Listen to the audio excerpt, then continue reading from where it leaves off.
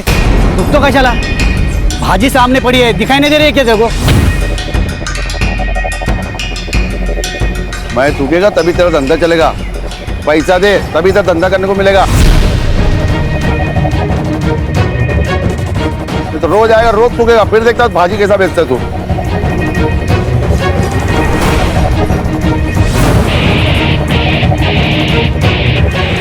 वैसा तेरे पास बेचने के लिए और भी महंगी चीज है। ए, हफ्ते में कितने बार आएगा कटोरा लेके? ये हफ्ते का परसों ही दिया ना पैसा तेरे को। अब सब कुछ बराबर हो गया, निकल, धंधे का टाइम में खोटी मत कर। तेरा हफ्ता डबल। अभी 2 दिन में पैसा नहीं देना तो तेरा ठेला और तुम दोनों इधर दिखेंगे नहीं। अरे जा रे बाबा, हम बात बोलो। पांडे जी, ये लो। बाबा जाओ दे ना बाबा, कीचड़ में पत्थर डालोगे ना तो आपके ही कपड़े गंदे होंगे। अरे ये लोग हमको ऐसे डराते रहेंगे जब तक हम इनको उल्टा जवाब नहीं देते। बाबा हमें जंग नहीं लड़नी, धंधा करना है। सदा मिताली सच कह रही है। अरे पांडे ना बहुत पहुंची हुई चीज है, इससे ना दोस्ती अच्छी ना दुश्मनी। तू छोड़, अपने काम पे ध्यान दे।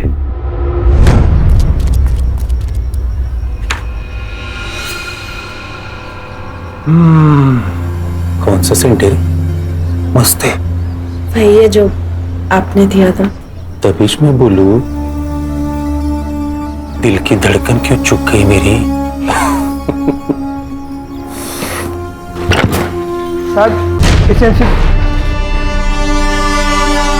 मैं बाद में आता हूँ साहब। नहीं नहीं, मैं जा ही रही थी। सर दामोदर, हाँ सर। ये जो दरवाजा लगा है ना, वो शो के लिए नहीं लगा है। अगली टाइम आएगा ना तो नॉक करके आना, नहीं तो अगला साइन तेरे ट्रांसफर ऑर्डर पे कर दूंगा। समझा क्या? और सर ये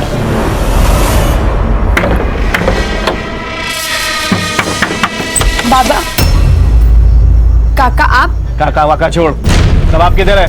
बाबा घर पर नहीं है। देख, उसको तो अकल नहीं है, पर क्या है ना, तू समझदार है।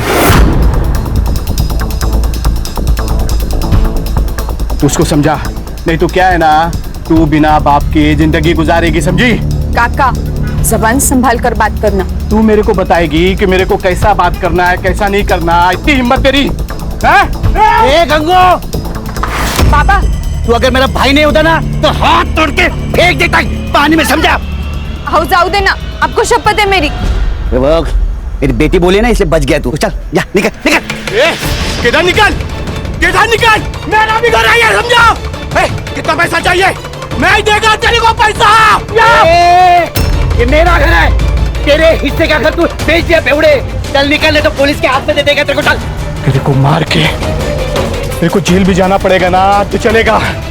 देख, मेरा और तेरी बेटी का मैं क्या हाल करता है कि बस्ती वाला तुम लोग का बॉडी में हाथ लगा लेगा भी नहीं, समझा? मेरे बेटी को मारने की बात करता तू? चल चल निकल रे, निकल। अरे निकल, चल। छोड़ेगा नहीं, छोड़ेगा नहीं मैं।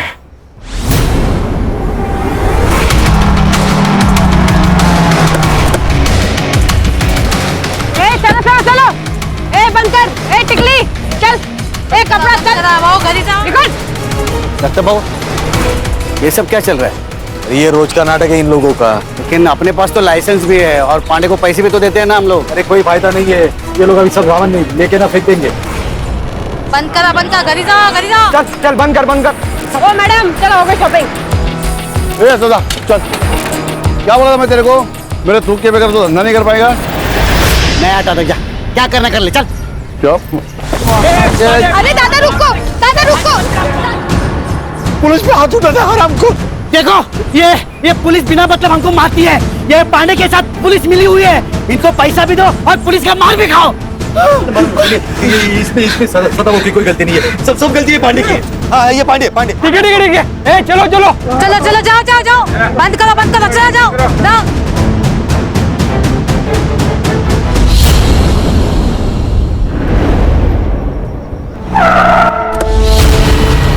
गुस्सा आता है ना तेरे को? अरे तेरा सारा गुस्सा निकालती हूँ मैं। चल अंदर। अरे चल उसके अंदर। अरे लेकिन चल। साहब, अरे मैडम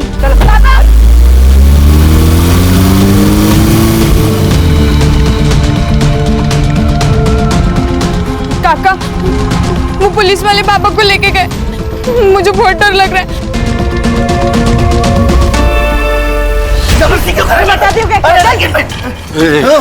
शेर के मुंह में हाथ डालेगा तो काटेगा ही ना, काटेगा ही ना, काटेगा ही ना। साहब सब देख रहे हैं, जो करना है वो अंदर जाके करो।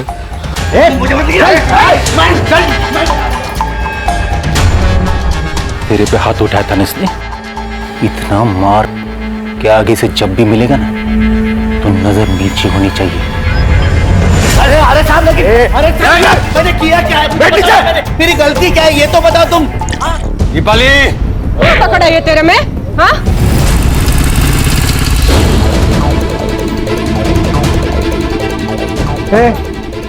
भाजी मार्केट है, बिना परमिशन के अंदर जाने के लिए। मेरे पापा अंदर है, क्यों मार रहे हो मेरे पापा को? पूछताछ चल रही है। पापा, पापा, देखना, अंदर जाने नहीं दे रहे, प्लीज देखना, प्लीज। सुनिए, मेरा नाम महेश है, महेश पवार। मैं पीएसआई निकम को जानता हूँ, उनको बुला देंगे प्लीज। ठीक है, बैठो यहाँ पे।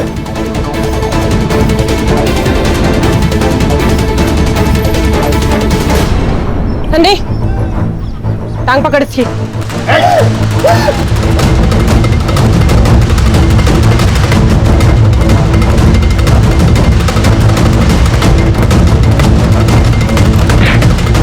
सर, ए दामोदर, अरे वो दरवाजा बंद करना, आवाज से कान फटा जा रहा है मेरा।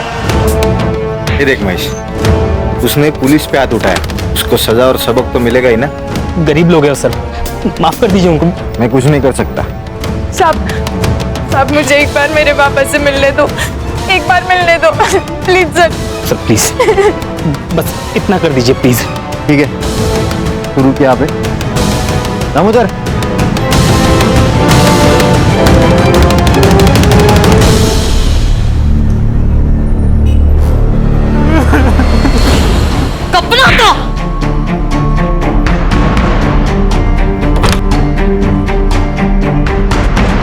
पापा, पापा ये क्या हो गया आपको? ये क्या हाल कर डाला इन्होंने आपका?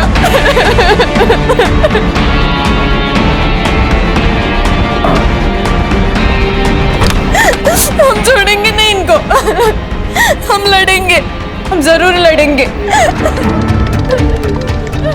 लड़ेगी तू? लड़ेगी? ये तो बिना पिए ही गर्म हो रही रे। पता नहीं मेरी शेरनी अब क्या करेगी उसके साथ। जाओ ना साहब, बहुत हो गया, मर जाएंगे वो, खाली पॉकेट में फंस जाएंगे हम। आगे से लफड़ा नहीं करेंगे, मैं बात करता है इनसे। ठीक है, अपने वैन में डाल के दोनों हरामियों को घर छोड़ दो। हो साहब।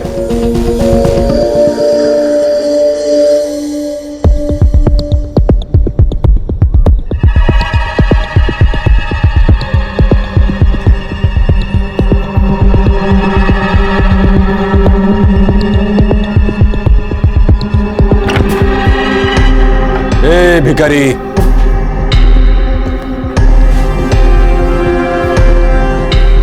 अरे जंगल में रह के शेर से पंगा लेगा तो ऐसी हालत होगी। अब की बार छोड़ रहा हूं, और अगली बार ऐसा झपटा मारूंगा ना कि खेल खल्लास। तो येऊन जा।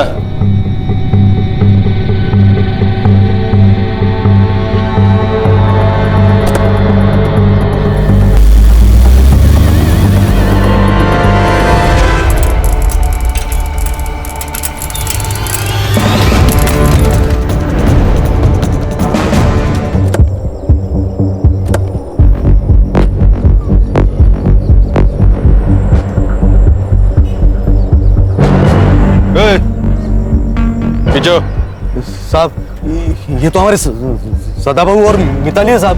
अरे किसी गाड़ी ने उड़ा दिया होगा। गाड़ी कैसे उड़ा है? अगर गाड़ी ने उड़ा है तो ये, और ये सड़क से इतने दूर आकर गाड़ी उड़ाकर चली गई क्या? ये एक्सीडेंट नहीं है भाइयों, ये इनको मारा गया सब, इनको मारा गया, ये एक्सीडेंट नहीं है साहब। चलो आप पीछे हो साहब, चलो चलो, नहीं ये एक्सीडेंट नहीं है, नहीं साहब, ये एक्सीडेंट नहीं है साहब। दामोदर, एम्बुलेंस बोलो। बल्कि खून है खून, ये पुलिस हमसे कुछ छुपा रही है भाइयों। अगर आज हमने इस अन्याय के खिलाफ आवाज नहीं उठाई तो कल इस सदा की जगह हम लोग होंगे और मिताली की जगह हमारी बेटी हो सकती है। इसलिए जब तक ये पुलिस वाले अपने सदा और मिताली के कातिल को नहीं पकड़ती तब तक ये मार्केट बंद रहेगा। पुलिस प्रशासन, पुलिस की गुंडागर्दी, पुलिस की तानाशाही, पुलिस की गुंडागर्दी। जनता का आक्रोश और लोकल पुलिस की प्रति नाराजगी की वजह से ये इन्वेस्टिगेशन एसआईटी को सौंपी गई।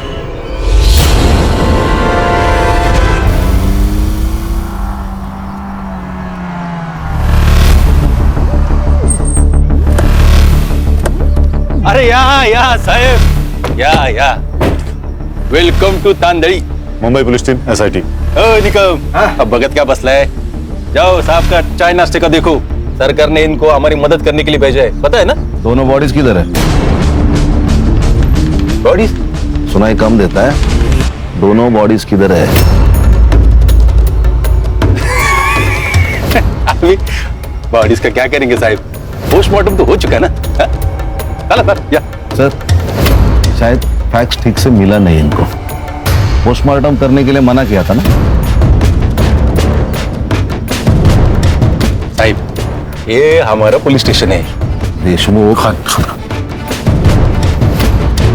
अब बॉडीज कहाँ हैं?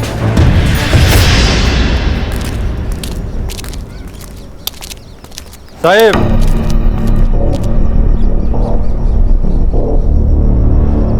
हिट एंड रन का केस है। आप लोगों के आने से सच्चाई बदलेगी नहीं। तुमने अपनी रिपोर्ट बना ली देशमुख, अब हम अपना काम कर लें। अब यहीं रुकिए।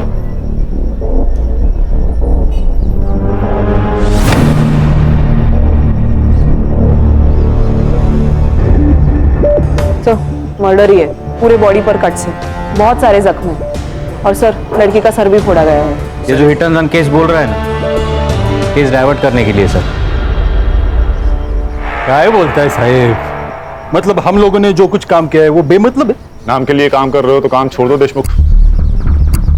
एक्सीडेंट केस है, अंधे दिख रहे हैं हम। नहीं, आप लोग अंधे नहीं है, हम लोग अंधे। अभी आप लोग आए हो ना, तो आंखें खुली करके ये सारा इन्वेस्टिगेशन कर लो। हमने किधर रोका है? रोका है? ए देशमुख, किससे बात कर रहा है ना वो पहले समझ ले। उल्टा जवाब नहीं ना दे रहे क्योंकि तू वर्दी में है, इसलिए पहले सोच और बाद में बोल। कोऑपरेट कर। दामोदर। Yes sir. ये दोनों बड़े साहब को और दोनों बॉडीज की फाइलें दे दो। हो गया कॉपरेशन? देशमुख, सारे files, reports, PM report, forensic report, सब कुछ चाहिए। देता हूं। और कुछ चाहिए? हाँ चाहिए ना, हमें हमारा सेटअप करने के लिए जगह चाहिए। कहाँ करें? दीपाली, ये मुंबई टीम का दुकान लगाने के लिए जगह का बंदोबस्त करो। देशमुख, हमें केबिन चाहिए। ये आपका मुंबई पुलिस स्टेशन नहीं है, ये एरिया हमारा एरिया है और यहाँ का पुलिस स्टेशन मेरे कंट्रोल में, इसलिए इधर वही होगा जो मैं चाहूंगा, समझे? चला। सर आप कुछ कह क्यों नहीं रहे? हर जंग उसी वक्त नहीं जीती जाती खान, हमें अपना दिमाग ठंडा रखना होगा। Sir according to the PM report Mitali के साथ सेक्सुअल असॉल्ट भी हुआ है। उसके थाई और पैर पे सिगरेट के बर्न मार्क्स है and cause of death lung failure. Sir दोनों के मौत का टाइमिंग लगभग सेम है सर, 5 तारीख रात 1 से 2 के बीच। और सदा को कंफर्म जलाने की कोशिश की है सर, उसके मुंह पे बर्न मार्क्स है। जरा धीरे से, कोई भी खिड़की के पास मत देखो, हमारे ऊपर नजर रखी जा रही है। खान और संग्राम, ये बाप बेटी जहां ठेला लगाते थे वहां पर पूछताछ करिए आप लोग। ओके। हर्षा और गणेश बाबू, उनके घर के आसपास पूछताछ करिए। ओके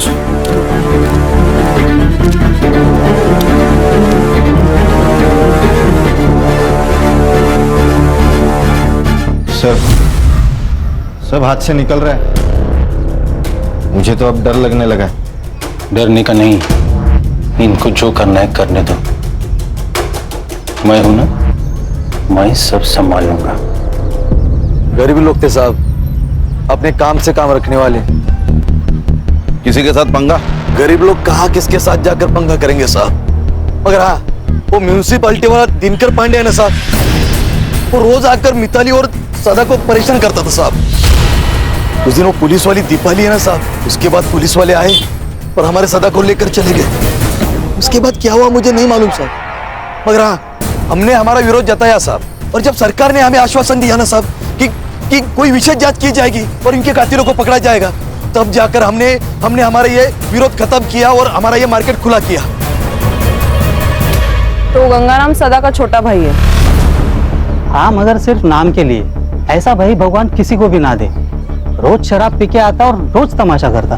पिछली बार तो उसने दोनों को मारने की धमकी दी थी। मेरे को मार के मेरे को जेल भी जाना पड़ेगा ना तो चलेगा। उस दिन सुभाष के साथ यहाँ राड़ा हुआ था। ये सुभाष कौन है? मिताली का बॉयफ्रेंड था। क्या मतलब साथ में नहीं रहना? 2 साल से तो मर रहा था मेरे साथ में रहना। पहले की बात है ना, और अब तेरा मेरा मैच नहीं है। अब वकील की परीक्षा देती तो खुद को बड़ा आदमी समझने लगा। ठेले वाली से तेरा मैच नहीं जम रहा। कितना कमीना आदमी है रे तू, मुझे ना घिन आती है तुझसे। ज्यादा शानी मत बन, समझी ना। और वैसे भी चप्पल कितनी भी महंगी क्यों ना हो, उसे सर पर लेकर घूमने का रिवाज नहीं हो, समझी? मेरी बेटी को चप्पल समझता है क्या तू?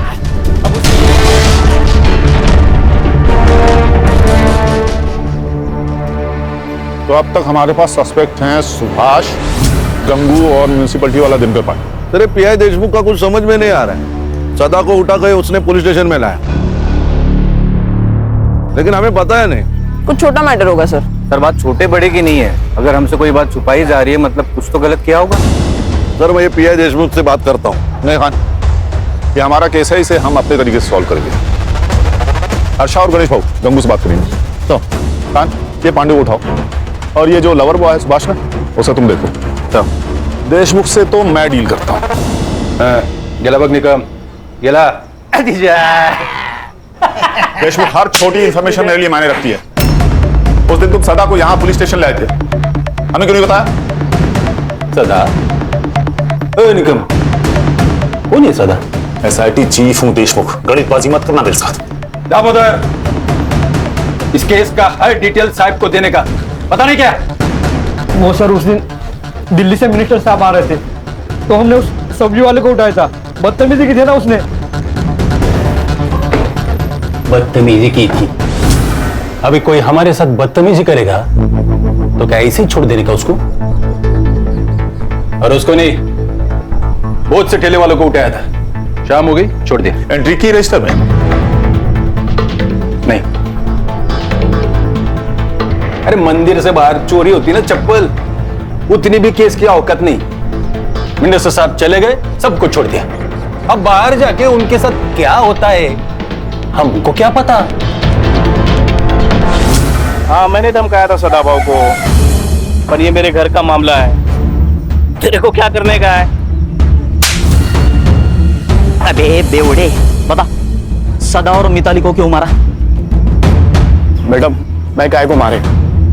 मैं मानता है मेरे को उसका घर चाहिए था, पर वो मेरा भाई था ना मैडम, उसके जाने का मेरे को ही बहुत दुख है, सच्ची। 5 तारीख को किधर था तू?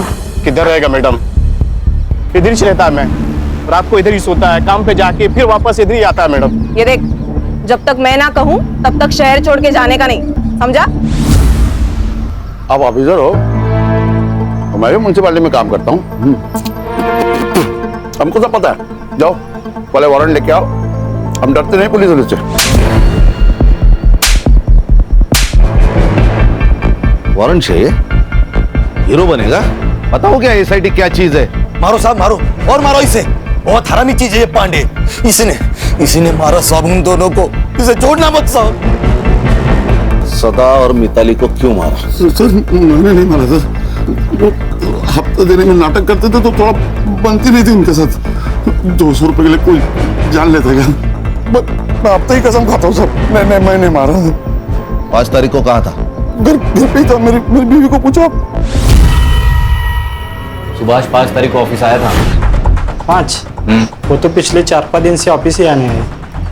आए तो इन्फॉर्म करना, ठीक है? ठीक है सर। सर, ये एरिया का हीरो है ना, PI देशमुख, और उसकी ये टीम हमसे बहुत कुछ छुपा रही है। उन्होंने हमसे कहा था कि शाम 4 बजे बाप बेटी को उन्हें घर छोड़ दिया, लेकिन मैंने मार्केट में सदा के घर के आसपास पूछताछ की तो पता चला शाम से रात तक इन्हें किसी ने नहीं देखा। झूठ का महल बनाया है खान। एक सबूत मिला और केस सॉल्व। ये गंगाराम और पांडे की कॉल डिटेल्स और कॉल लोकेशन निकाले, कुछ तो जरूर पता चलेगा। और सर ये सुभाष भी मिसिंग है। इसका कुछ तो पंगा हुआ था सदा और मिताली के साथ, जान से मारने की धमकी भी दी थी इसने। फिर लव अफेयर वाला एंगल है। अच्छा, उसका सेल ट्रैक पर रखो। ये बाप बेटी की 5 तारीख की कॉल डिटेल्स भी निकालो। सीडिया से पता चल जाएगा कि जिस दिन सदा को ठेले से उठाया गया था उस दिन मिताली पुलिस स्टेशन गई थी या नहीं, और फिर वो पुलिस स्टेशन से कब निकली, सब पता चल जाएगा। और सर गंगाराम ने कहा कि दारू का अड्डा बंद होने तक वो वही था, लेकिन रात को ना वहाँ पे लोग होते हैं ना कोई CCTV कैमरा। और ध्यान रखो उस दिन पुलिस स्टेशन में कितने मोबाइल एक्टिव थे, सब।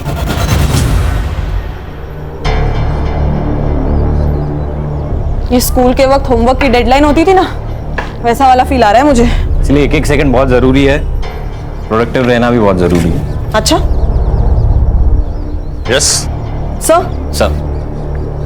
ये उस रात जितने भी मोबाइल नंबर्स एक्टिव थे ना पुलिस स्टेशन में, उनको ट्रेस कर रही हूँ। सदा और मिताली उस दिन शाम को 4:30 बजे से रात को 1:30 बजे तक पुलिस स्टेशन में थे और फिर घर की ओर निकले।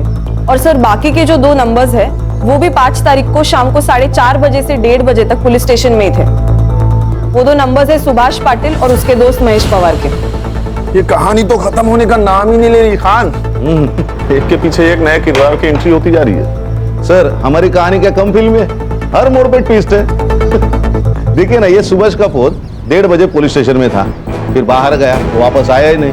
अरे महेश का फोन 2 बजे तक वही था, बाहर गया, फिर वापस पुलिस स्टेशन आया। ऐसा 2 बार हुआ। बाद में महेश का फोन स्विच ऑफ। सुभाष को रडार पे रखो। हो सकता है सुभाष और महेश ने मिलकर दोनों को मारा हो। लेकिन फिर रेप किसने किया सर? सुभाष या महेश? सर ऐसा भी तो हो सकता है कि ये सब गंगाराम ने किया हो। अपने भाई से बदला लेने के लिए उसने अपने भतीजी के साथ कुछ गलत किया हो। Hello sir. हाँ, उस सुभाष को उसके ऑफिस में पकड़ लिया सर। लेके आओ उसे।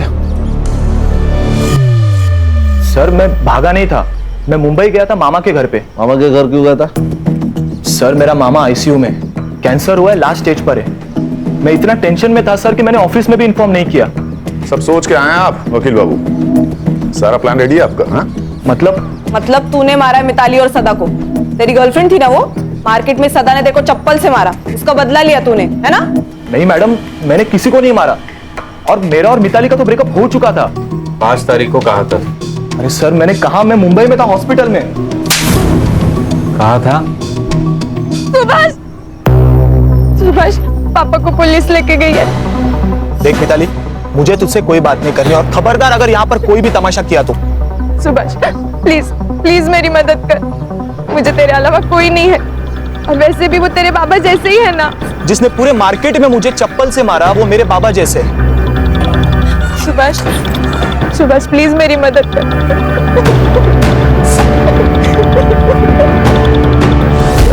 मैंने मेरे दोस्त महेश को कॉल किया सर, और उसे पुलिस स्टेशन बुलाया।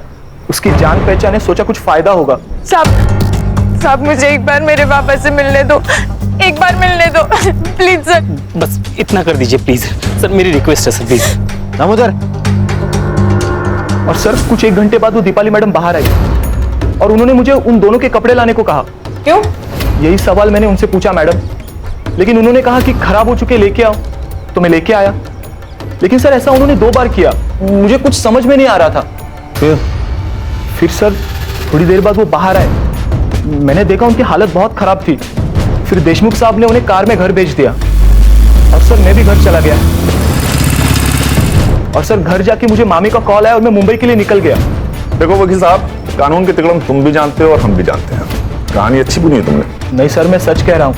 सच तो ये भी हो सकता है कि तुम उनके पीछे गए और वहां जाकर उन दोनों को मार दिया। बदला बहुत बड़ा नशा है। क्यों? नहीं सर, मैं सच कह रहा हूँ, प्लीज मेरा यकीन करो।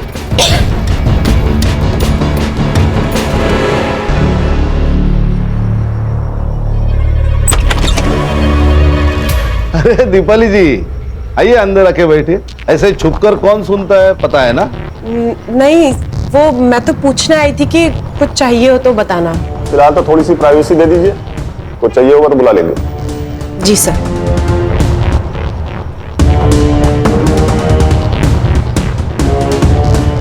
सुभाष, तुम जा सकते हो, लेकिन शहर छोड़ के जाना नहीं। लॉक किया है तुमने ना, प्रोसीजर तो पता ही होगा। Yes sir. चलो।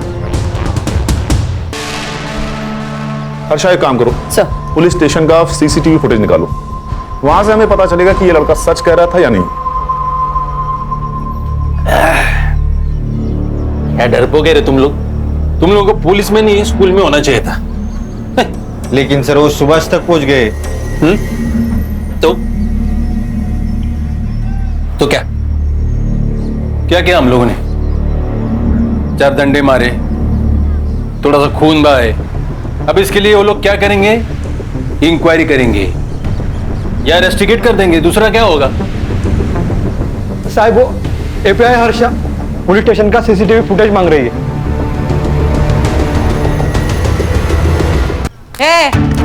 क्या है? क्यों चाहिए सीसीटीवी फुटेज? क्या साबित करना चाहती है? हमने मारा है? जा, मारा है हमने। क्या कर लेगी? रिस्पेक्ट से बात कर, एसआईटी से हम। तो क्या नाचू? हाँ, जा नहीं देते फुटेज। तेरे को जो उखाड़ना है ना, उखाड़ ले जा। एसआईटी, उठ। यहीं पे गोली मार दूंगा। आप लोग मेरे पुलिस स्टेशन में भूलने का नहीं है? आप लोगों से ज्यादा स्टॉक हमारे पास है। दामोदर,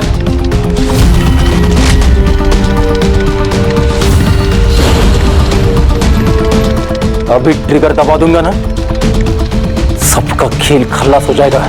समझा क्या? देशमुख, क्या चल रहा है ये सब? क्या नीचे?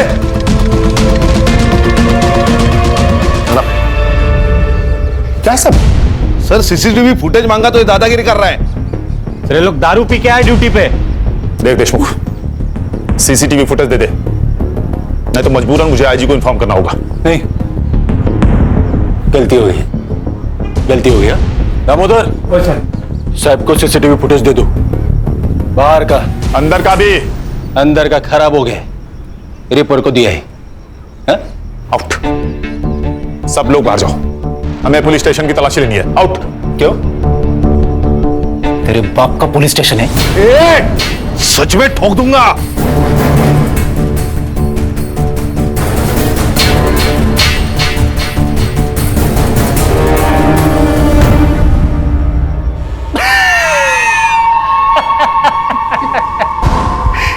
क्या बरला?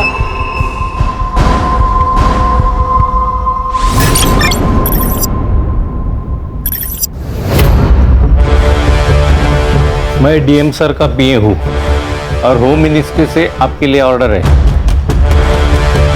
इसमें लिखा है कि जब तक ये केस सॉल्व नहीं हो जाता, ये पुलिस स्टेशन हमारे यानी एसआईटी के अंडर रहेगा। और ये भी लिखा है कि जब तक केस सॉल्व नहीं हो जाता, तुम सब इसमें हमारी मदद करोगे।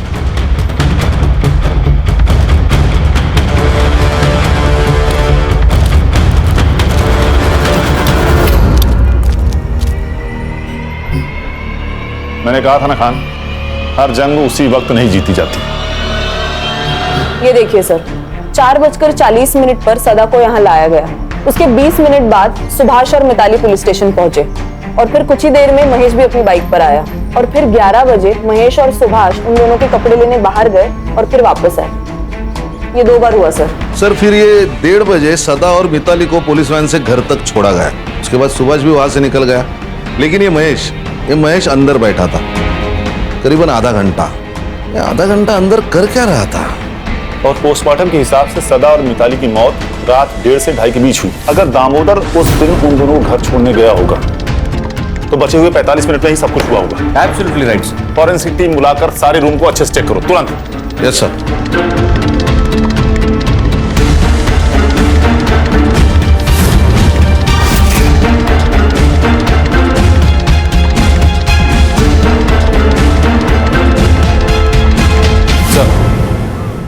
इस पुलिस स्टेशन को एक बैक एंट्रेंस है जहां कोई सीसीटीवी नहीं है। लेकिन सदा और मिताली को तो सामने वाले गेट से लाया गया था, तो इस एंट्रेंस का कोई मतलब नहीं बनता। हर इंफॉर्मेशन बहुत जरूरी होती है और sir I am damn sure इसका कहीं ना कहीं कनेक्शन जरूर है।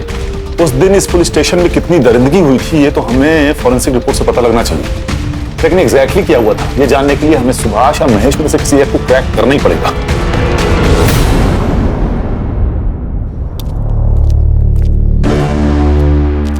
सर, एक बुरी खबर है।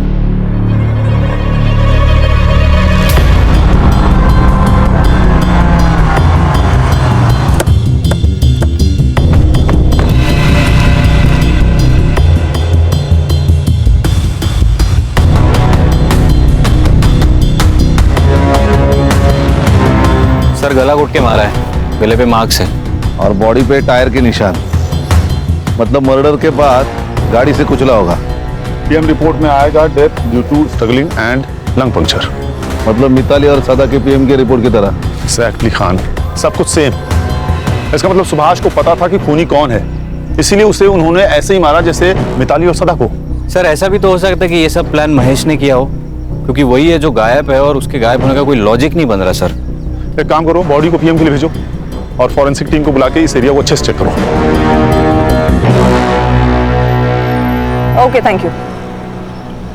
सर, नागपुर पुलिस ने महेश और उसके फैमिली से पूछताछ की। पहले तो उन्होंने हर बात से इनकार कर दिया, लेकिन जब उन पर दबाव डाला गया तब उन्होंने बताया कि महेश अपने चाचा के पुराने घर तांडली में ही रुका है और डर के मारे उसने फोन भी स्विच ऑफ कर रखा है। सर कोई गोली नहीं चलाएगा, मुझे महेश जिंदा चाहिए।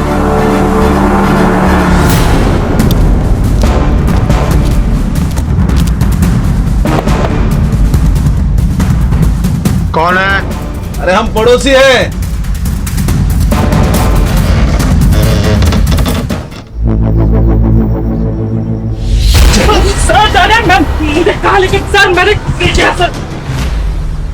देखो भैया महेश बाबू, नाश्ता तो छोड़ो, हमने शाम की चाय भी नहीं पी है, इसलिए बता दो सच सच। सर मैं कब से वही बता रहा हूँ सर, मैंने नहीं मारा किसी को।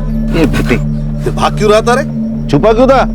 सर मैं डर गया था सर, और मुझे पता था कि कोई भी लफड़ा हुआ तो सबसे पहले मैं ही फंसूंगा। और सर मुझे कनाडा में जॉब मिला है, वीजा मिलने से पहले कोई भी केस लगा तो मुझे वीजा नहीं मिलेगा, इसलिए मैं चुप के बैठा था सर। क्या लगा, क्या लफड़ा होगा, क्या पता था तुझे? सदा और मिताली को दामोदर मोहन लेके निकले, उसके बाद सुभाष भी उनके पीछे निकला। मैंने सोचा मैं निकम से एक बार बात करके आता हूँ, इसलिए मैं पुलिस स्टेशन गया था। समझे उस बाप बेटी को? हाँ, अरे ऐसा पुलिस वालों से पंगा नहीं लेते, और खास करके देशमुख साहब के जैसे पुलिस वाले से तो बिल्कुल भी नहीं। आप टेंशन मत लीजिए, मैं बात करता हूँ उनसे। हाँ, वो तेरा वीजा आया क्या? नहीं, वो अभी प्रोसेस चल रहा है। आ जाएगा रे, टेंशन मत ले, मैं ही नहीं इधर। हाँ,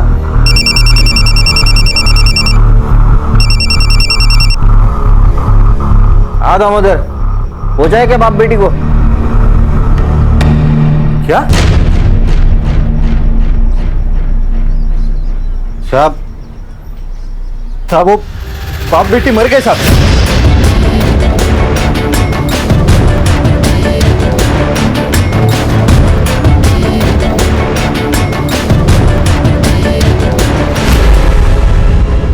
महेश तू निकल, थोड़ा अर्जेंट काम है अपने को, बाद में मिलता हूं तेरे को। सर मैं डर गया था सर, मुझे लगा ये लोग मुझे भी मार देंगे, इसलिए मैं छुप गया था सर। बिठा इसको भाई। सर मैंने कुछ नहीं किया सर। सर सुनिए, हमें पुलिस टीम में से किसी को तोड़ना होगा जिससे सच का पता चले। क्या लगता है खान, कौन हो सकता है? तो दामोदर।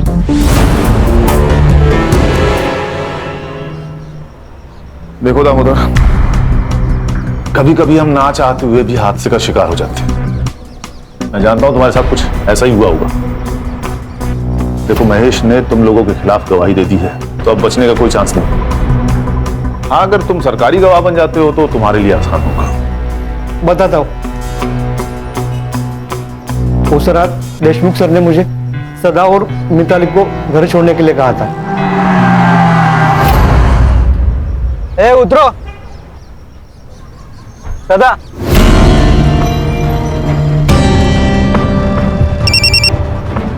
हाँ दामोदर, पहुंचा है क्या बाप बेटी को? लफड़ा हो गया। वो बाप बेटी दोनों मर गए। क्या? वो दोनों बाप बेटी मर गए साहब। एक मिनट रुक।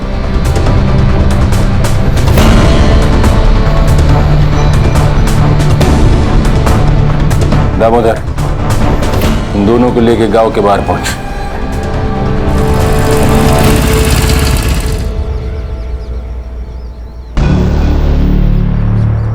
ए सुभाष,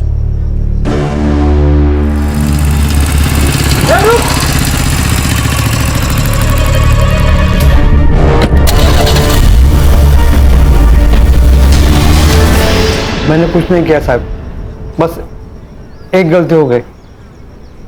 मैं चुप बैठा रहा। एक सच को छुपाने के लिए 100 झूठ बोलने पड़े। इस सुभाष को किसने मारा?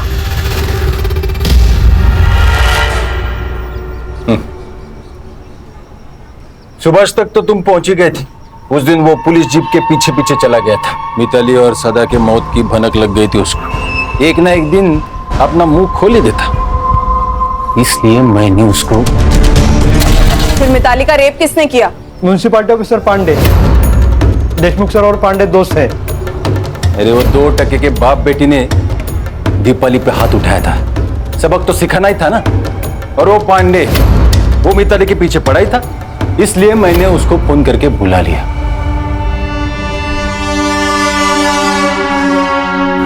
सर, ये दिनकर पांडे पुलिस स्टेशन के पीछे वाले रास्ते से अंदर आए, इसीलिए सीसीटीवी फुटेज में दिखाई नहीं दिया।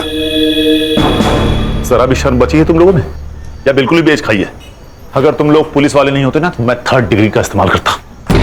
हर्षा, इन लोगों पर ऐसी ऐसी धाराएं लगाओ कि इस जन्म में बाहर ही ना निकल पाए।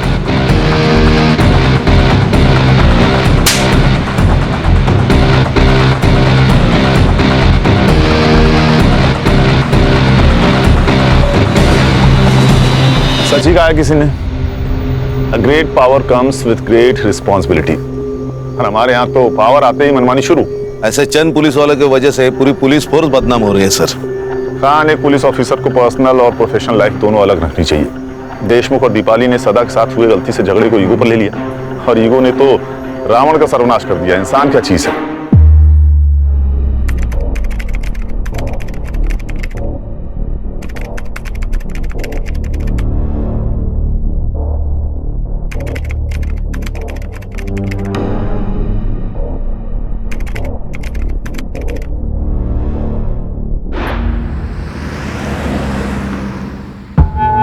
ये गिल्ट मुझे खाए जा रहा है। क्यों किया मैंने ऐसा? क्या हो गया था मुझे? ये भी तो एक क्राइम है ना। सब कुछ इतनी जल्दी में हो गया कि मुझे कुछ समझ में ही नहीं आया। और अब ये समझ नहीं पा रही हूं कि ये गिल्ट खत्म कैसे होगा। गिल्ट होना अच्छी बात है, और अच्छा है कि तुम्हें गलती का एहसास है। बट टू बी फ्रैंक, मैं तुम्हारी मदद तभी कर पाऊंगा जब तुम मुझे खुल के बता पाओगे कि तुम्हारी गलती क्या है। मुझे लेट हो रहा है, मैं चलती हूँ।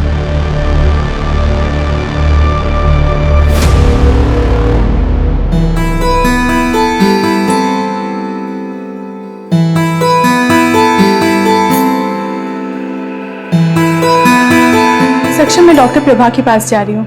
मम्मी की रिपोर्ट्स दिखाने हैं, सेकेंड ओपिनियन ले रही हूँ। अबे तो काजल, मैं चलता हूँ ना साथ में। नहीं, मैं चली जाऊंगी। आज तुम्हारी छुट्टी है ना, तुम रेस्ट करो। ओके, ठीक है, बाय। अनिल, ये तीनों पोस्टर्स ओके हैं। एक काम करो, इनकी आज ही प्रिंट निकलवाओ, ठीक है? और 20-20 फीट की होर्डिंग्स पूरे पुणे में लगनी चाहिए। अंडरस्टूड?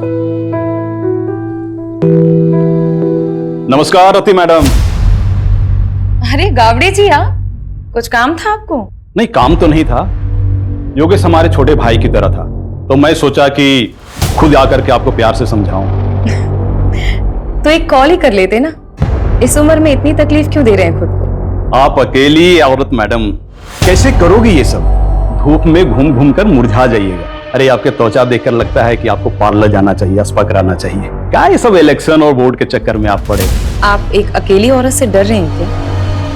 अरे डरे नहीं मैडम जी, हम चाहते हैं कि आप हमारे पार्टी ज्वाइन कर लें। पैसे वैसे की कभी कोई कमी नहीं होने दी, बस कभी कभार खुश कर दीजिएगा। दोबारा अगर यहाँ दिखे ना तो पुलिस में कंप्लेंट कर दूंगी तुम्हें। Get out!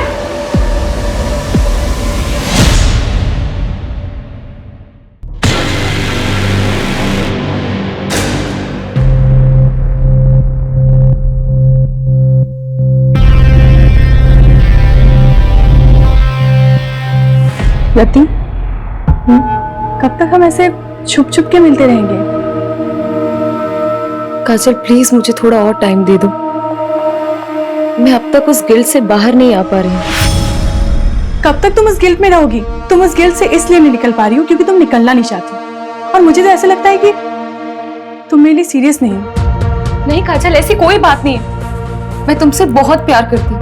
I love you so much. I love you. तुम डिसाइड कर लो, तुम्हें मैं चाहिए या फिर तुम्हारे ये गिल्ट। तुम्हारे पास 1 हफ्ते का समय है। मैं कानपुर जा रही हूँ, मेरी माँ का ऑपरेशन है। काजल, धारा जल्दी करो, लेट हो रहा है। आ रही हूँ, 1 मिनट आ रही हूँ। ये लीजिए। क्या है? कैसे काम वाली जैसे कपड़े पहनती हो? थोड़ा तो मेंटेन रखा करो अपने आप को। कौन कहेगा डॉक्टर की बीवी? इसलिए बाहर लेके नहीं जाता कहीं। वो आपको लेट हो रहा था ना, इसलिए ऐसे ही उठ के आपके लिए नाश्ता बहाने तो हजारों हैं तुम्हारे पास। जाओ चाय लेके। माँ मेरे लिए भी नाश्ता दे देना। 10:30 बज गए, अब तेरी आँख खुल रही है। देखो अपने साहब जा, देखो बोर्ड के एग्जाम है इसके और नींद पूरी नहीं होती इसकी। पापा बस करो ना। 98% मार्क्स नहीं आए ना तेरे, तब बताऊंगा तुझे। क्या करूंगा 98% लाके? मुझे डॉक्टरी नहीं करनी है, MBBS नहीं करूंगा, आर्ट्स करूंगा आर्ट्स। ऐसे ना फोर्स नहीं कर सकते हो मुझे। मेरी लाइफ पे ना कंट्रोल करना बंद करो। कर सकता हूँ, बापू तेरा कौन देगा तेरे आर्ट्स के पैसे? याद रखना, मेडिकल की पढ़ाई नहीं की ना तो इस घर से 1 पैसा नहीं मिलने वाला तुझे। ये बाप नहीं होता ना, इधर ही लाफा खाता। समीर क्या बोल रहा है?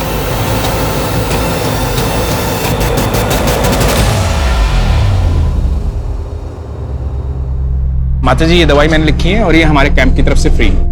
जुग जुग जियो बेटा, तुम बहुत ही अच्छा काम कर रहे हो। भगवान तुम्हारी सारी मनोकामना पूरी करे।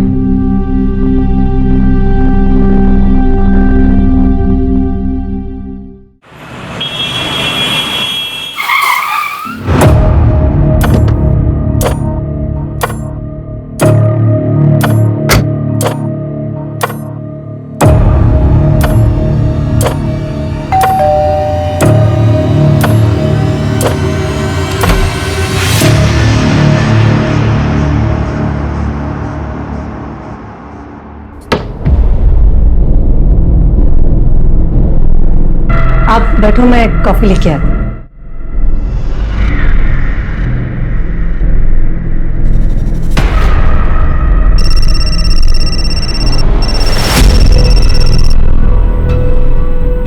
रवि, वो मैंने आपसे जो 2 लाख रुपए मांगे थे ना बैंक से निकालने के लिए, वो प्लीज लेके आना। सारा फालतू चीजों के लिए पैसे नहीं है मेरे पास, पहले भी कई बार बोल चुका हूँ मैं। रवि, आप अच्छे से जानते हो मैं पैसे वेस्ट नहीं करूंगी, मुझे जरूरत है इसीलिए मांग रही हूँ। बाद में बात करता हूँ। अभी किसी पेशेंट के आया हूँ, तबीयत ज्यादा खराब है उसकी, आने में लेट हो जाऊंगा।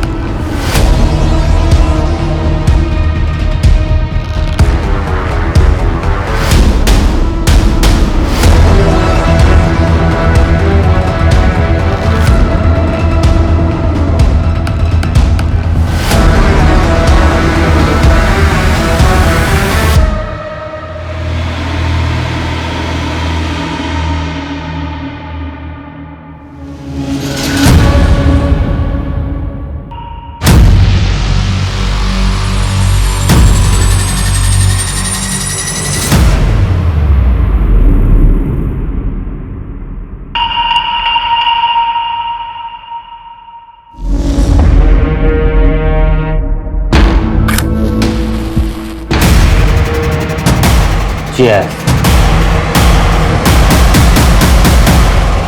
यार मेरी तो बस एक ख्वाहिश है, मुझे ना अपने बेटे को जोर से गले लगा के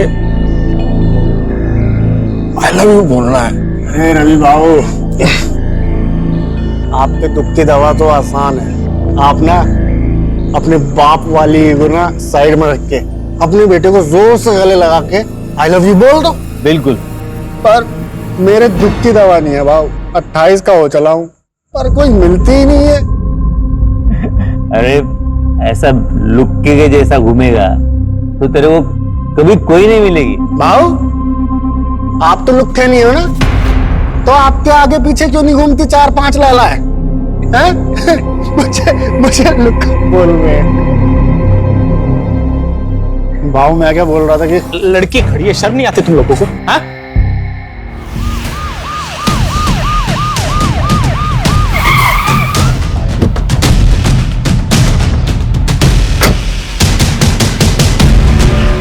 सर, बड़ा ही अजीब क्राइम सीन है, देखिए।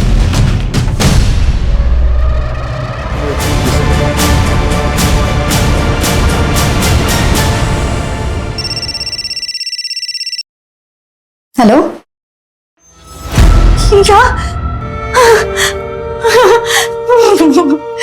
माँ, क्या हुआ? समय पापा।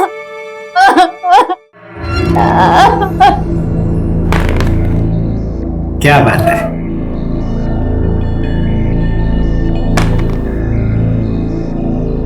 पापा आपका 1 आया था, आपने 3 क्यों चलाया? मैंने चीटिंग नहीं किया। आप चीटिंग कर रहे हो। चाय लो। आई देखो ना पापा चीटिंग कर रहे हैं। क्या टिया, तू भी किसको बता रही है? ये तो खुद चीटर है।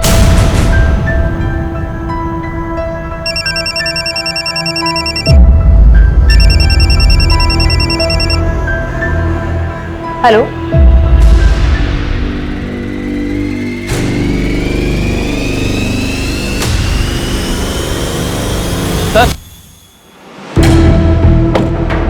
सर ये रवि की सीढ़ी है। किसका नंबर है?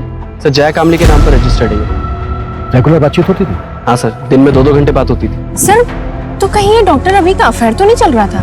पॉसिबल है। पोस्टमार्टम रिपोर्ट आई?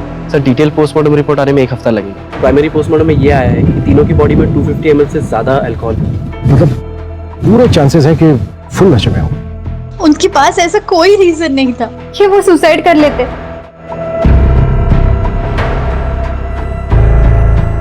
क्या आप लोग इन्हें जानते हैं? नहीं। नहीं सर। नहीं। क्या इसको जानते हैं? नहीं जानते सर। जया कामली, शायद नाम सुना हो। नहीं जानते सर। श्योर? जी।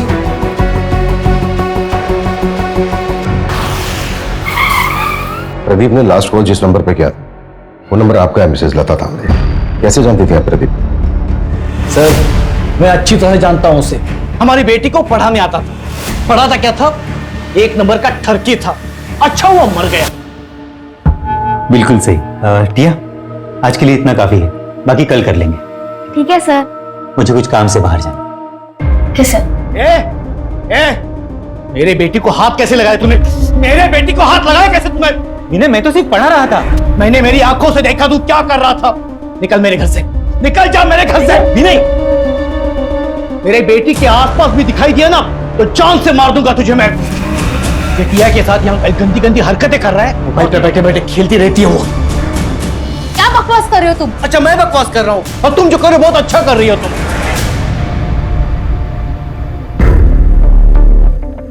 सॉरी सर, वो थोड़े गुस्से वाले हैं। मंजू, यस। इन दोनों को देखिए, कभी आपने प्रदीप के साथ देखा है इन दोनों को? जानती हैं आप इन्हें? नहीं, मैंने नहीं देखा। प्रदीप की फैमिली में से जानती है किसी को? क्योंकि हम उसके घर पे गए थे, घर पे ताला लगा हुआ था और नेबर से भी हमें कोई खास इन्फॉर्मेशन नहीं मिली। नहीं सर, उसने कभी कुछ बताया नहीं। शायद वो अकेला ही रहता था। अच्छा मिसेस तांबे, क्या आप कोई ऐसा रीजन जानती है जिसकी वजह से प्रदीप सुसाइड कर सकता है? नहीं सर, मैं अच्छे से जानती हूँ उसको। प्रदीप सुसाइड कर ही नहीं सकता। अपना वादा याद है ना तुम्हें? भूली तो नहीं? वरना मैं अभी भी पुलिस के पास जा सकती हूँ। नहीं, पुलिस के पास मत जाना।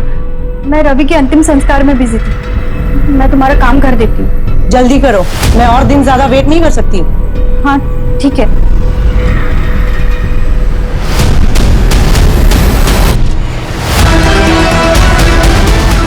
क्या इसको जानते? नहीं sir. Doctor, I am really worried for Rati. उसके पीए को भी कॉल किया था पर उसे भी नहीं पता वो कहाँ है। कुछ दिन की छुट्टी बोल करके गई थी। हाँ, आज रति का सेशन था पर वो आई नहीं। टू बी ऑनेस्ट, मैं खुद भी उसके लिए थोड़ा वरीड हूँ, स्पेशली लास्ट सेशन के बाद। मुझे पता था कि यही होगा। आप कितना भी भाग लो लेकिन आपके कर्म आपको ढूंढ ही लेते हैं, इसलिए मेरे साथ ये सब हो रहा है। काजल भी मुझे छोड़कर चली गई। कुछ बचा ही नहीं मेरी जिंदगी में, कुछ भी नहीं। मैंने उसे बहुत समझाया था लेकिन वो मेरी बात समझने के लिए तैयार ही नहीं थी। अगर आपसे वो कांटेक्ट करती है ना तो आप प्लीज मुझे कॉल करके बता दीजिएगा। ओके।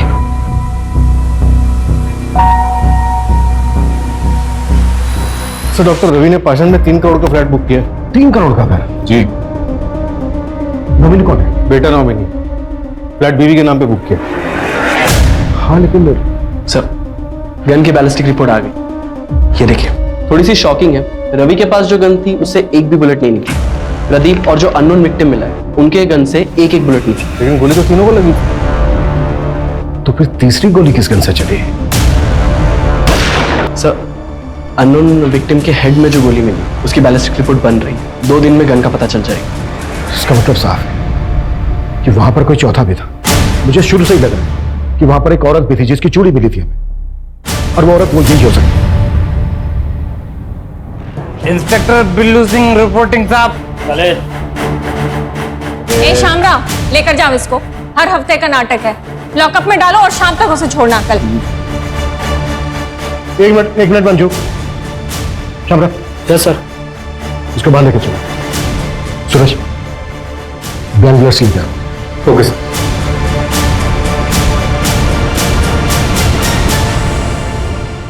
चल पकड़। गन? निशाना लगा उसमें।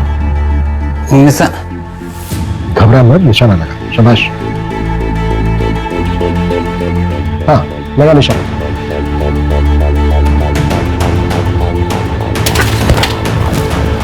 इसको तुरंत हॉस्पिटल लेके जाओ और इसका अल्कोहल कंटेंट चेक करो। क्विक। चलो। मान लेते हैं ये है मिस्टर एक्स। मिस्टर एक्स के राइट हैंड में गन थी। मिस्टर एक्स ने प्रदीप को शूट किया। प्रदीप के राइट हैंड में गन थी। प्रदीप ने रवि को शूट किया। रवि के हाथ में भी गन थी, लेकिन रवि की गन तो चली नहीं। तो फिर मिस्टर एक्स को गोली लगी कैसे? देखो, इन तीनों के ब्लड में 250 ml से ज्यादा अल्कोहल कंटेंट था। बिल्लू भी हैवी ड्रिंक करता है, जैसा कि हमने देखा कि बिल्लू ठीक से खड़ा भी नहीं हो पा रहा। निशाना लगाना तो दूर की बात। सर, तो फिर ये मिस्टर एक्स और प्रदीप का निशाना इतना सटीक कैसे लगा? दोनों में से किसी का भी निशाना नहीं चुका। इसका मतलब ये पूरा क्राइम सीन सेटअप था। एग्जैक्टली, हमें गुमराह करने के लिए। ये कोई मास सुसाइड नहीं बल्कि मास मर्डर था। इसका मतलब साफ है कि यहाँ पे इन तीनों के अलावा भी कोई चौथा था, और ये चौथा है हमारा असली मर्डर। ये ले तेरे पैसे और अपना मुंह बंद रखना। और हाँ, याद है मुझे मेरी डील? शहर छोड़ के चली जाऊंगी मैं। तेरे लिए यही अच्छा होगा। और गलती से भी समीर की कंप्लेंट पुलिस में नहीं करूंगी। बोला ना, नहीं करूंगी।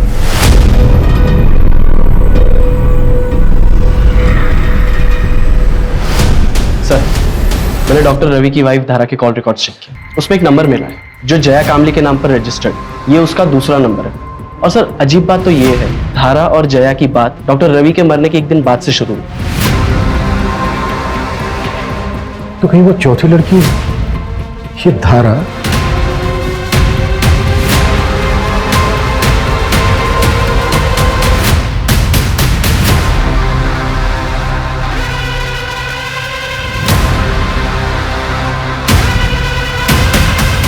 जी, मैं जानती थी जया को। उसका रवि के पास इलाज चल रहा था। उसने रवि की मौत के बाद सांत्वना देने के लिए फोन किया था। जी।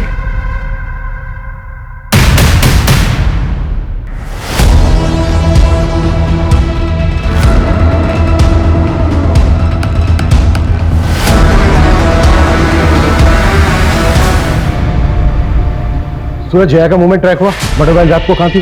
सर जया का फोन तो उसके घर पे ही एक्टिव था और कोई ऐसा क्लू नहीं मिला जिससे ये पता चले कि जया क्राइम साइट पे गई। जैसे क्राइम साइट पे जाने वाले सभी रास्तों का सीसीटीवी हम स्कैन कर रहे हैं। और सर हॉस्पिटल स्टाफ से भी बात हुई, उन्होंने बताया कि जया को डायबिटीज है और ये डॉक्टर रवि इंसुलिन का शॉट लगाने से घर पे जाता है। व्हाट? डॉक्टर रवि और जया के बीच में अफेयर नहीं था? हेलो, अच्छा नजर रखो उस पर। सर उन तीनों को जिसने गन सप्लाई की थी उस सप्लायर का पता चल गया। गुड्डू ने उस पर नजर रखी है। मूव।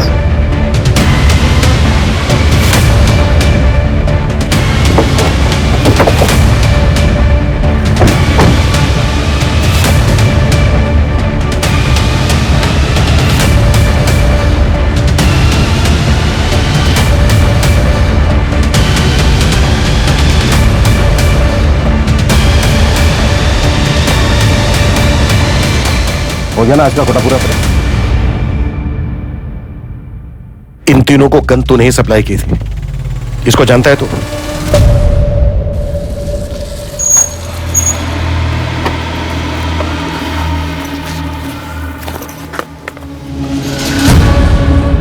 आप लोग करने के वाले हो? मतलब बस पूछ रहा था मैं, अपन को क्या?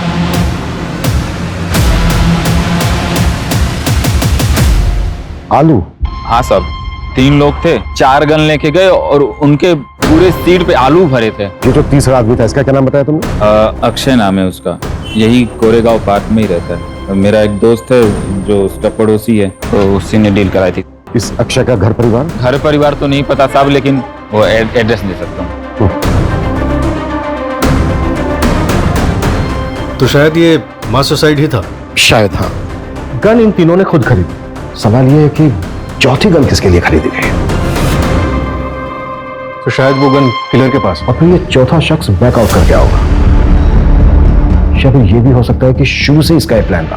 अब सवाल ये है कि ये चौथा शख्स कौन है और उस चौथे शख्स का इन तीनों के साथ क्या कनेक्शन है? सबसे पहले हम इस कनेक्शन को ढूंढना होगा। और सर वो आलू जो शाहिद ने बताया था, इतने सारे आलू सर, तो समझ में नहीं आ रहा है। मैं तो बेहोश था हॉस्पिटल में, कल ही डिस्चार्ज हुआ हूं। मुझे तो पता ही नहीं था कि अक्षय इस दुनिया में नहीं। इस महीने मेरा ऑपरेशन है, 10,000 कम पड़ रहे थे, वो इसी जुगाड़ में लगा था। उसने जिंदगी में अपने लिए कुछ नहीं किया, मेरे पीछे ही परेशान रहता था। वो कभी आत्महत्या नहीं करता। देखिए चंदन जी, ये तो हम नहीं कह सकते, पर क्या आपकी जानकारी में कोई ऐसा है जो अक्षय को जान से मार सकता है? कोई ऐसा क्यों करेगा? सीधा साधा था मेरा बेटा, न नशा, न लड़की, न कोई और ऐसी, सिर्फ मेहनत करना जानता था। चंदन जी, ये 2 लोग हैं जिनकी बॉडी हमें आपके बेटे अक्षय की बॉडी के साथ मिली थी। आप जानते हैं इन्हें? नहीं, मैंने इनको नहीं कभी देखा। ठीक है चंदन जी, अभी आप अपने घर जा सकते हैं। मंजू, गायकवाड़ को बोलो कि वो इनको इनके घर तक छोड़ दें।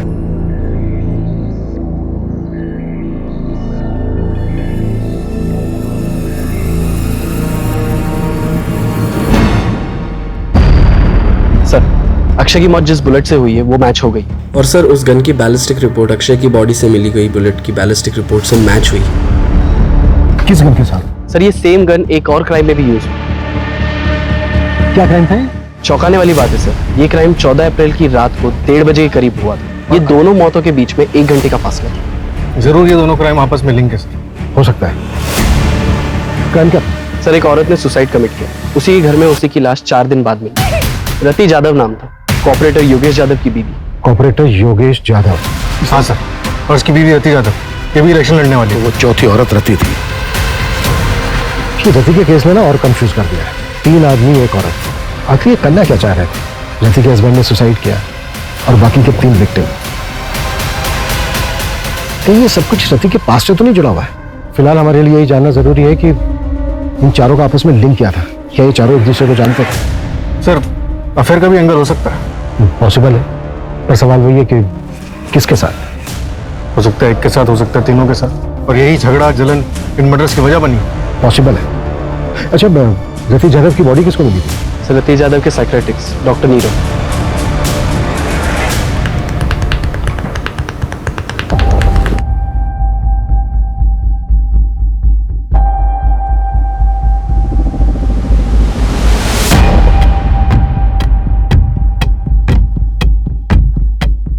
हेलो सर, रियली सॉरी, आप लोग काफी टाइम से वेट कर रहे हैं क्या? नहीं, इट्स ओके। एक्चुअली हमें आपसे रति जाधव के बारे में बात करनी थी। आप रति के डॉक्टर थे ना? जी। दरअसल हमें ये जानना था कि क्या रति किसी बात को लेकर परेशान थी? जी, एक्चुअली रति गिल्ट में थी। ये समझ नहीं पा रही हूँ कि ये गिल्ट खत्म कैसे होगा। गिल्ट? किस बात का गिल्ट था रति को? कुछ साल पहले उसके हस्बैंड योगेश की डेथ हो गई थी और रति उसके लिए खुद को जिम्मेदार मानते थे। रति आई एम होम। ये तुम दोनों? सब क्या हो रहा था? योगेश, योगेश मेरी बात सुनो। क्या बात सुनो तुम्हें शर्म नहीं है? मेरा नाम, मेरी इज्जत सब मिट्टी में मिल जाएगा। इलेक्शन कैंपेन स्टार्ट होने वाला है। तुम टेंशन मत लो, मैं और काजल कहीं दूर चले जाएंगे। मुझे छोड़कर सबको पता चल जाएगा। मेरा नाम, मेरा करियर, मेरी इज्जत सब बर्बाद हो जाएगा। योगेश, योगेश,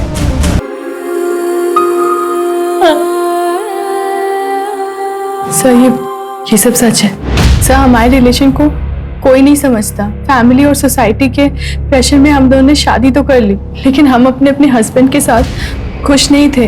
हमने भागने का प्लान बनाया था। सर वो अब्रॉड जाने के लिए तैयार तो हो गई थी, लेकिन उसको वो गिल्ट खाया जा रहा था। अब्रॉड जाने के लिए? और वो इलेक्शंस? सब वो ये सब कभी नहीं करना चाहती थी। वो तो योगेश के शुरू किए हुए प्रोजेक्ट्स को कंप्लीट करना चाहती थी। उसके बाद ईयर एंड में हमारा कनाडा जाने का प्लान था। अब कनाडा सेटल होने का प्लान था। वहाँ की एक यूनिवर्सिटी में मैंने पीएचडी का फॉर्म भी फिलअप कर दिया था। सब कुछ ठीक चल रहा था, सब कुछ। लेकिन उस दिन हमारे बीच झगड़ा हो गया। कब तक तुम इस गिल्ट में रहोगी? और मुझे तो ऐसा लगता है कि तुम मेरे लिए सीरियस नहीं हो। नहीं काजल, ऐसी कोई बात नहीं है। I love you so much, I love. और मैं कानपुर चली गई। सब मेरी गलती है सर। ठीक है।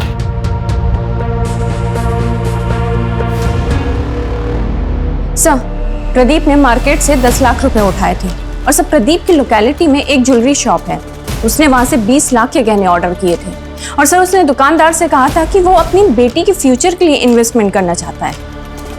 कहाँ है उसकी बेटी? सर मैंने पता किया है, 13 साल पहले प्रदीप को एक बेटी पैदा हुई थी, लेकिन सर बच्चे को जन्म देते समय उसकी वाइफ की मौत हो गई थी। और सर उस नर्सिंग होम के रिकॉर्ड्स पता करते हुए हमें एक जाना पहचाना नाम मिला है, जिसने उस वक्त उसी नर्सिंग होम में एक मरे हुए बच्चे को जन्म दिया था। कौन?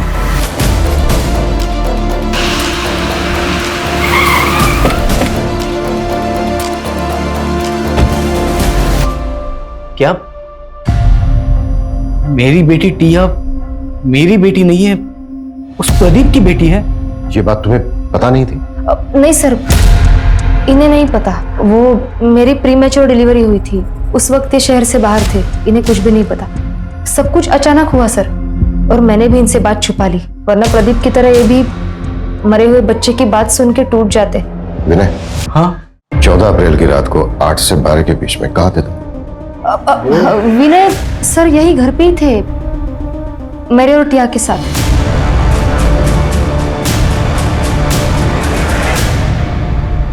सर, रति के बैंक रिकॉर्ड्स चेक करके पता चला है कि कनाडा की एक यूनिवर्सिटी में उसे 30 लाख रुपए की फीस भरी थी और अगले महीने उसे 70 लाख रुपए और भरने थे। प्रदीप ने 20 लाख रुपए के गहने ऑर्डर किए थे और डॉक्टर रवि ने 3 करोड़ का फ्लैट बुक किया। ये लोग इतने बड़े इन्वेस्टमेंट कर रहे थे, जबकि इनके अकाउंट में पेमेंट करने के लिए पैसे नहीं थे। ये भी तो हो सकता है कि पैसा कहीं से आने वाला हो इनके पास, और ये बात पहले से किसी को पता। सर रवि को मारने के लिए धारा, जया और समीर सबके पास मोटिव था। और तो और सर, प्रदीप को मारने के लिए विनय के पास भी मोटिव था। और रति पॉलिटिकल फिगर थी, हो सकता है उसको कोई दुश्मन बन गया। थप्पड़ बहुत महंगा पड़ेगा मैडम जी। तुम्हारी यूनिवर्सिटी की फीस है 1 करोड़ रुपए, सतीश 30 लाख रुपए भर चुकी थी, राइट? जी। बाकी के बचते हैं 70 लाख रुपए, लेकिन रति के बैंक अकाउंट में 70 लाख रुपए थे नहीं, तो फिर वो बाकी के पैसे कहां से भरने वाले थे? नहीं काजल, लोन लेने की जरूरत नहीं है। मुझे पैसे डबल करने की एक अच्छी स्कीम मिल गई है, जिससे हम अपनी फीस भी भर सकते हैं। जितनी बड़ी रकम उतना बड़ा इनाम। ऐसी कौन सी स्कीम है? तुम ऐसे चक्रों में क्यों पड़ रही हो? काजल ऐसा कुछ भी नहीं है, मैंने सब क्रॉस चेक किया है, सब जेन्युइन है, डोंट वरी। तुम ट्रस्ट करते हो ना मुझ पे? पैसे दुगने करने वाली स्कीम? एक मिनट, तुम इसके बारे में और क्या क्या जानती हो? रति ने मुझे बस इतना ही बताया था। बेटा मैंने मम्मी को मैसेज कर दिया है, अब मम्मी से ले लो पैसे। ओके ओके बेटा। सर मैंने पता किया, मर्डर से 1 हफ्ते पहले रवि ने 1 करोड़ रुपए का लोन लिया था मार्केट से, और उसी तरह प्रदीप ने 50 लाख, रति ने 50 लाख और अक्षय ने अपने दोस्त से 5,000 रुपए उधार लिए थे। और ये पैसा हमें किसी के भी घर से या फिर किसी की भी डेड बॉडी के पास से नहीं मिला। तो इसका मतलब सर वो, इसका मतलब साफ है, हम चौथे आदमी को ढूंढ रहे थे, लेकिन बाजी किसी 5वें आदमी ने मारी, और इस खेल का मास्टरमाइंड वो 5वां ही आदमी है। हाँ मंजू। सर आपने मुझे जैसा बोला था एक बार क्राइम सीन चेक करने के लिए, आप क्राइम साइट पे फौरन आ जाइए, हमें यहाँ कुछ मिला है।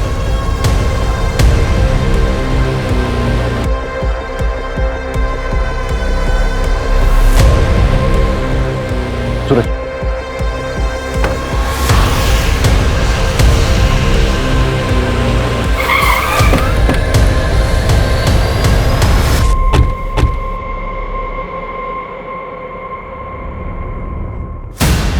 सर ये देखिए क्या मिला।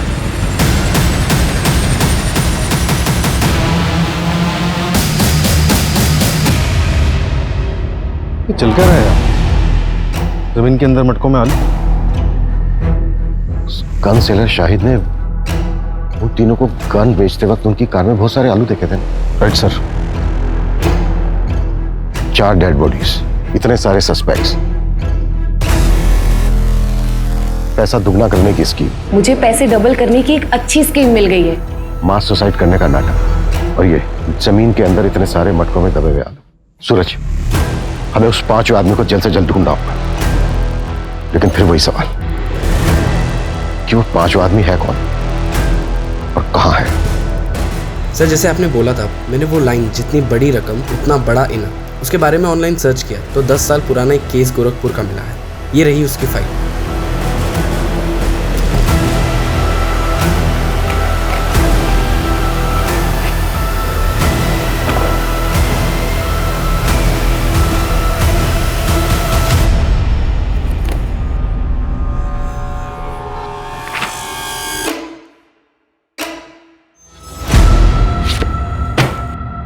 दस साल पहले देव श्रीवास्तव ने पोंजी स्कीम बनाई थी और सबको लूट लाट कर भाग गया था। ये केस सीरियस तब हुआ जब 2 भाइयों ने सुसाइड कर लिया था। पुलिस ने खूब पूछताछ की थी देव श्रीवास्तव से, लेकिन उसके खिलाफ कोई सबूत नहीं मिला।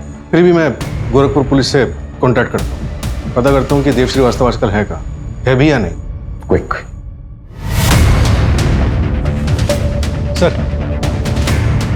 देव श्रीवास्तव 4 साल पहले मर चुका। एक और डेड है? नहीं सर, देव का एक बेटा है जो 2 साल पहले यहीं पुणे में शिफ्ट हुआ था। इसका हमारे किसी सस्पेक्ट के साथ कोई कनेक्शन है? हाँ सर, ये देखिए।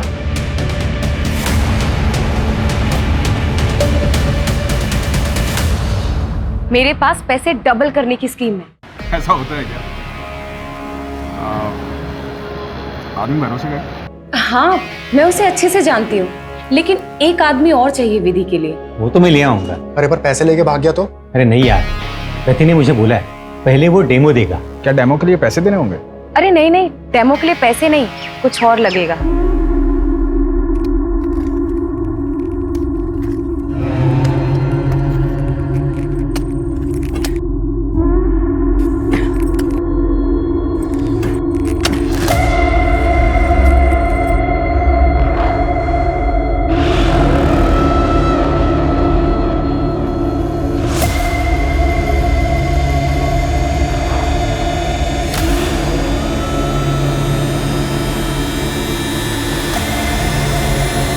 अब क्या करना है?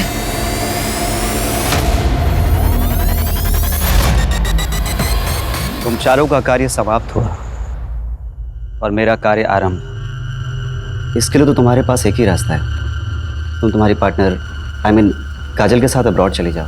लेकिन डॉक्टर, मेरे पास इतने पैसे नहीं हैं। इसके लिए मेरे पास एक रास्ता है, सीक्रेट है, मैं पैसे डबल कर सकता हूँ। क्या? कैसे? एक तरीका है, अब साइंटिफिक नहीं है, और इस विधि को पूरा करने के लिए तुम्हें 4 लोगों को इकट्ठा करना होगा जो कि पैसा डबल करने की चाह रखते हो।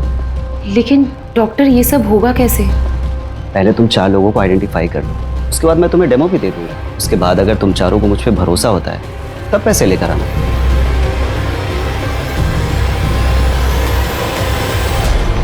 मुझे वरदान है कि मैं जरूरतमंद लोगों के पैसों को दोगुना कर सकता हूँ।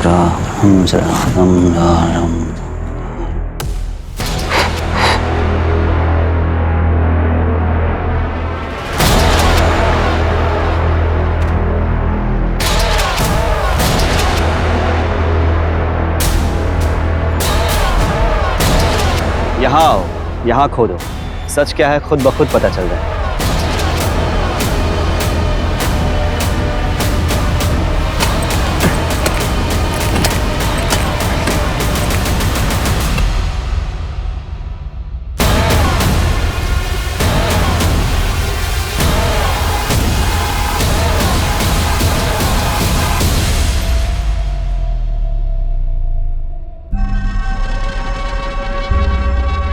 बाबा आपने तो चमत्कार कर दिया, हम पैसे भी लाए, उन्हें भी आज दोगुना कर दो।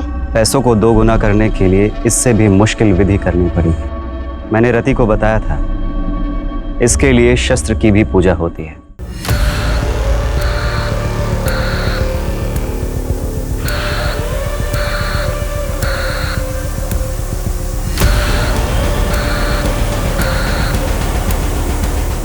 अब मुझे इस कार्य को पूरा करने के लिए समय लगे और एकांत भी। उसके पहले आप लोग आपके मोबाइल फोन्स स्विच ऑफ करके इस बैग में डाल दीजिए। अब आप लोग शुभ घड़ी की प्रतीक्षा कीजिए।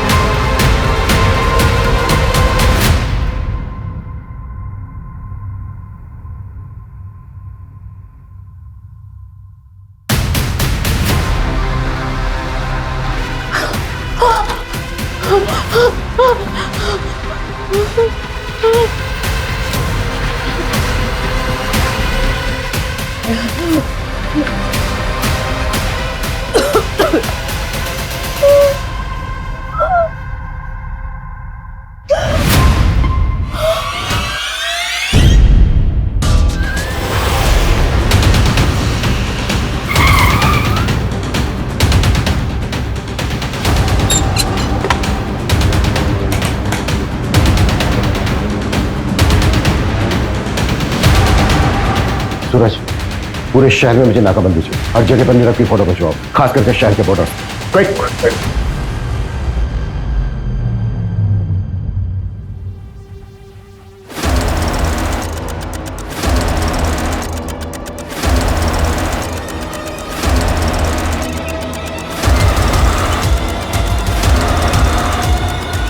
आप लिसन, तुम रूम में जाके शैंपेन निकालो। ओके। मैं बस 2 मिनट में आया। मैं बस 2 मिनट में आया। 2 मिनट नहीं बेटा, तेरे को बहुत लंबा समय लगने वाला है। अब लेके चला इसको। अरे सर मेरी बात। सर मार लेना, जी भर के मार लेना, लेकिन पहले ये तो बताओ कि मुझे ढूंढा कैसे? मैरीगोल्ड, यही पोस्ट कार्ड था ना तेरे केविन की वॉल पर। पहले में लगा कि ये कोई होटल है। पिछले 6 महीने में कम से कम 60-70 होटल गए होंगे, पर तू कहीं नहीं मिला। फिर मैं पता चला, ओ नहीं, ये कोई होटल वोटल नहीं है, बल्कि ये तो मुंबई का एक्सक्लूसिव मेंस सीक्रेट क्लब है। एक पोस्ट कार्ड से क्लब तक पहुंच गए। तुझे क्या लगा तू ही जीनियस है? तेरे जैसे फ्रॉस्टर्स अपनी झूठी शान में पैसा उड़ाने के लिए क्राइम करते हैं। फ्रॉड नहीं, जीनियस हूं मैं। अपने इशारे पे लोगों को नचाता हूं, और वो चारों तो अपने लालच की वजह से मारे गए। मेरा उसमें कोई रोल नहीं है। वो चारों लालची, और तू निर्मोही जिसे कोई मोह नहीं। अरे तूने तो उस अक्षय तक को नहीं छोड़ा। वो बेचारा 5,000 रुपए डबल करना चाहता था, पता है क्यों? ताकि वो अपने बीमार बाप का ऑपरेशन करा सके। आत्मी लक्ष्मी को कौन जाने देना चाहता है? मैंने तो बस एक शतरंज की खेल की तरह जाल बिछाया, जो फंसा हो गया। बेटा अब हम तुझे भी नहीं जाने देंगे। अब अपनी पूरी जिंदगी जेल में खेलना था। और अब ये बता तू आलमों को डबल कैसे करता था? वो तो मैं पहले से गाड़ के रखता था, पर लालचियों को मेरी ये मामूली सी ट्रिक भी समझ में नहीं आई।